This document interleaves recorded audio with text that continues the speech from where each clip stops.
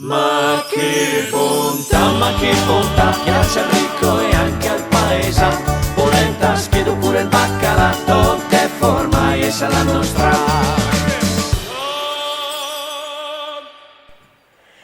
Amici di Brescia in tavola, buongiorno e bentornati. Come potete vedere, oggi sono finalmente sola. Mi sto godendo il momento. L'ho mandato a te la marmellata. Eccola qua, la marmellata che serve per la ricetta di oggi. Firma.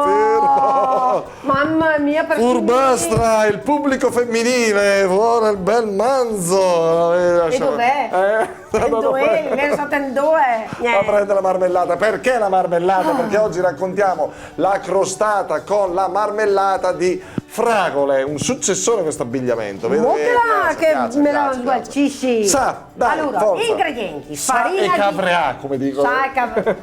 Il suono fleri baloccoler. No, va bene, niente. Ok, farina di semola, burro, uovo, un uovo, zucchero, lievito per dolci e marmellata di fragole. Che adesso apriamo su. No, mo che la le che ta san caculette ci dici.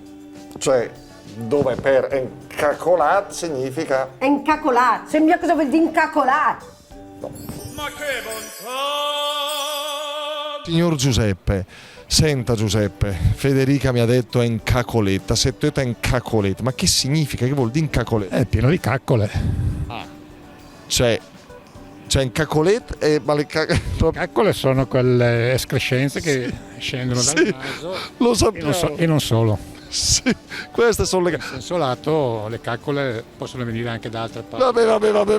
Vabbè, comunque encacoletta questo. Quindi vabbè, perché c'erano giunte voci anche encacoletta con le sporco. Con... Sì, e sto dicendo anche da altre parti del corpo, delle parti più o meno umide, piccole, pulviscolo schifoso. E questo ora siamo noi. Federica, sei contenta di questa spiegazione scientifica? Io sì, grazie, la ringrazio. Prego, arrivederla.